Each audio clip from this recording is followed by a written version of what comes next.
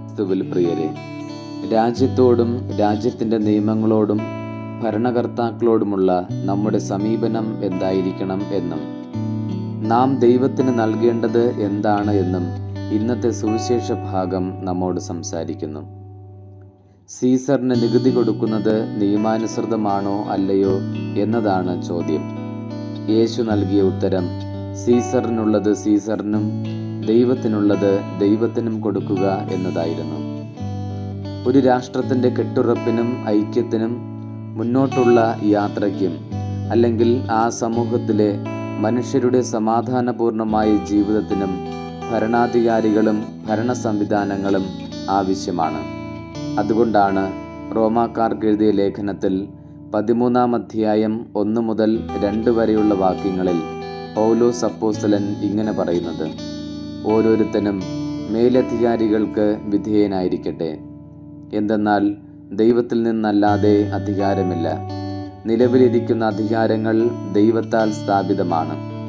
തന്നിമിത്തം അധികാരത്തെ ധിക്കരിക്കുന്നവൻ ദൈവിക സംവിധാനത്തെയാണ് ധിക്കരിക്കുന്നത്.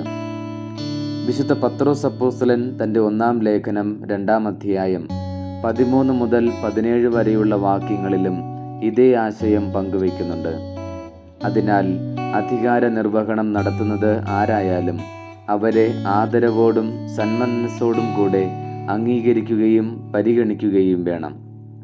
വിശുദ്ധ പൗലോസ് അപ്പോസ്തലൻ തിമോത്തേയോസിന് എഴുതിയ 1-ാം ലേഖനം 2-ാം അധ്യായം 2-ാം വാക്യത്തിൽ എല്ലാ ഭക്തിയിലും വിശുദ്ധിയിലും ശാന്തവും സമാധാനപൂർണവുമായ ജീവിതം നയിക്കാൻ നമുക്കിടയാകത്തക്ക വിധം രാജാക്കന്മാർക്കും ഉന്നത സ്ഥാനീയർക്കും അധികാരം വിനിയോഗിക്കുന്ന എല്ലാവർക്കും വേണ്ടി പ്രാർത്ഥനകളും ഉപകാരസ്മരണകളും ദൈവത്തിന് സമർപ്പിക്കാൻ ആവശ്യപ്പെടുന്നുണ്ട്.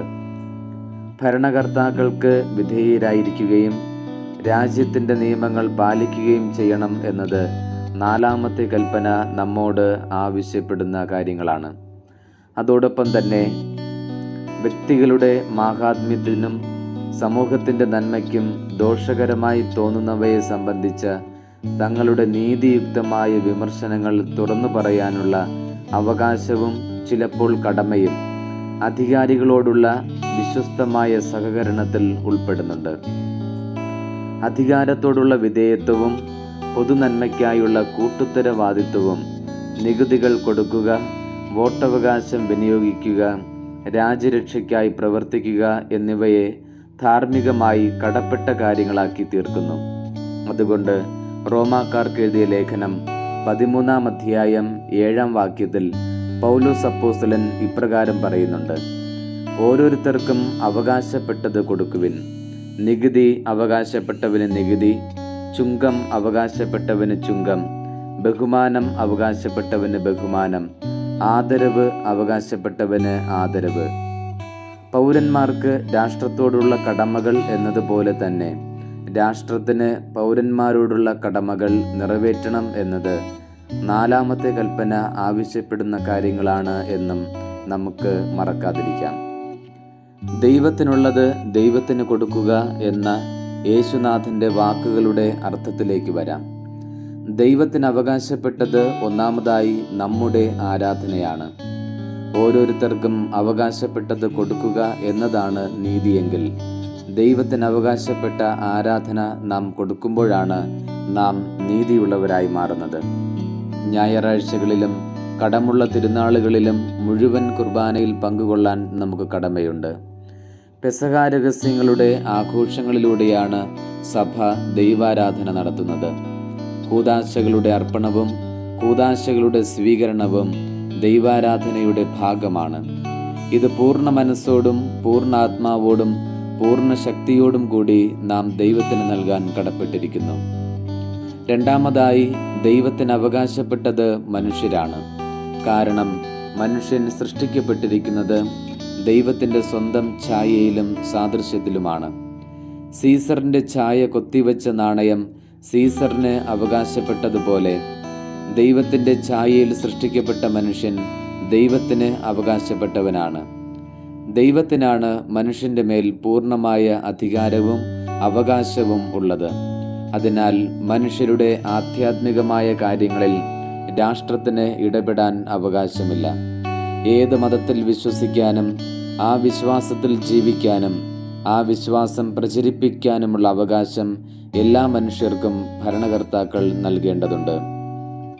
മൂന്നാമതായി, നാം ദൈവത്തിൻ്റെ അല്ലാതെ ആരുടെയും സ്വന്തമാകാൻ പാടില്ല എന്നതുപോലെ തന്നെ ആരെയും നമ്മുടെ സ്വന്തമാക്കാനും പാടില്ല. ജീവിത പങ്കാളിയും മക്കളും നമ്മുടെ അധികാരത്തിൻ്റെ കീഴിൽപ്പെട്ടവരും എല്ലാം ദൈവത്തിന് സ്വന്തമായവരാണ്. അവരുടെ കാവൽക്കാരും ശുശ്രൂഷകരും മാത്രമാണ് നാം. നമ്മുടെ വ്യക്തിപരമായ താല്പര്യങ്ങൾക്കും ഇഷ്ടങ്ങൾക്കും വേണ്ടി ആരെയും ഉപയോഗിക്കാതിരിക്കാൻ നാം ശ്രദ്ധിക്കണം. ഇന്ന് നമ്മുടെ രാജ്യത്തിൽ തിരഞ്ഞെടുപ്പ് ഫലം പ്രഖ്യാപിക്കുകയാണല്ലോ. രാഷ്ട്രീയ അധികാരികൾക്ക് വേണ്ടിയുള്ള പ്രാർത്ഥനയുടെ ഏറ്റവും പുരാതന രൂപം റോമിലെ വിശുദ്ധ ക്ലെമന്റ് പാപ്പ നൽകുന്നുണ്ട്. ഈ പ്രാർത്ഥന നമ്മുടെ ഭരണാധികാരികൾക്ക് വേണ്ടി നമുക്കും പ്രാർത്ഥിക്കാം. കർത്താവേ, അവർക്ക് ആരോഗ്യവും സമാധാനവും ഐക്യവും സ്ഥിരതയും നൽകണമേ. നീ അവർക്ക് നൽകിയിരിക്കുന്ന അധികാരം കുറ്റം കൂടാതെ വിനിയോഗിക്കാൻ അങ്ങനെ അവർക്കിടയാകട്ടെ. നാഥ, യുഗങ്ങളുടെ സ്വർഗീയ രാജാവേ, ഭൂമിയിലെ സകലത്തിന്മേലുമുള്ള അധികാരവും മഹത്വവും ബഹുമാനവും നീ മനുഷ്യമക്കൾക്ക് നൽകുന്നു. അവരുടെ പര്യാലോചനകളെ നിന്റെ ദൃഷ്ടിയിൽ ഹിതകരവും സ്വീകാര്യവുമായി തീരത്തക്ക വിധം നീ നയിക്കണമേ. അങ്ങനെ നീ അവർക്ക് നൽകിയ അധികാരം സമാധാനത്തിലും സൗമ്യതയിലും ആദരവോടെ വിനിയോഗിക്കാൻ അവർക്കിടയാവുകയും നിന്റെ തിരുമുമ്പിൽ അവർ സംപ്രീതരാവുകയും ചെയ്യട്ടെ.